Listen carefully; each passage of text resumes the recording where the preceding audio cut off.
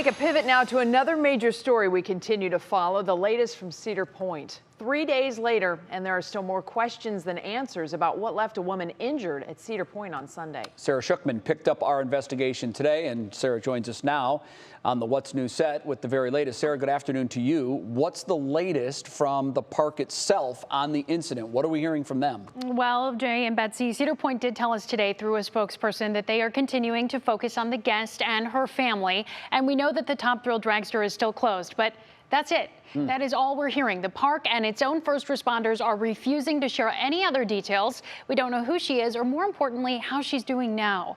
Sunday afternoon, Sandusky police body camera showed the response after the woman was hit by a piece of metal from the coaster as its train passed above her and others in line for the ride.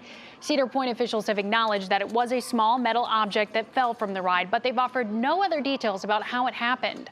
Ohio has some of the toughest ride safety rules in the country, and state inspectors from the Department of Agriculture were out at the park on Monday, and they left these markers along the track and cars you'll see here. The results of their investigation, though, could take some time. While it's clear that no one wished for this to happen, it's how Cedar Point's handling things now that has many people really concerned here.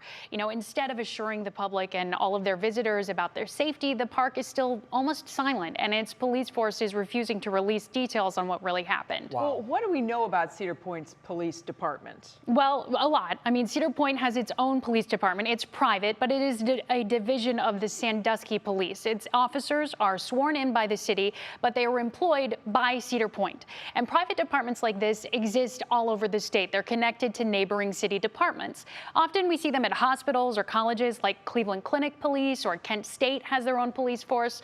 Cedar Point's force secures the park and the campus-like property where thousands of their seasonal employees live.